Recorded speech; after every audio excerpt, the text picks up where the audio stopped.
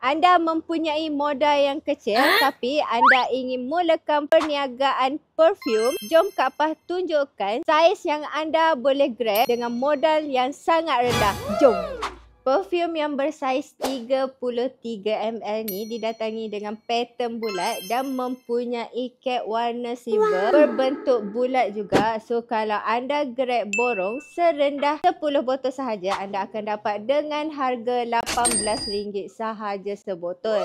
Perfume yang bersaiz 33ml ni didatangi dengan spray jenis press. Bila jenis press ni untuk leaking pada perfume anda akan berkurang lah. Dia bukan tak leaking tau, dia akan leaking, cuma dia kurang daripada botol skru. Dan kalau awak tengok dia punya semburan tu memang lawa dah. So kalau awak nak grab perfume yang bersaiz 33ml ni sangat-sangat berbaloi sebab modal yang anda keluarkan serendah RM18 sahaja sebotol. Dengan pilihan wangian sebanyak 950 jenis wangian. Kalau anda berdekatan dengan kedai kami, boleh sahaja datang ke NKH Perfume Maker untuk anda test sendiri wangian yang anda suka. So kalau awak berminat dengan perfume yang bersaiz 33ml yang Kak Pah tawarkan kepada awak, awak boleh sahaja datang direct ke NKH Perfume Maker. Tetapi kalau awak duduk jauh, awak jangan risau, kami boleh sahaja post kepada awak semua. So kalau video Kak Pah lalu dekat awak punya FYP, jangan lupa untuk repost dan juga share banyak-banyak dekat kenalan lain yang tengah mencari perfume borong serendah 10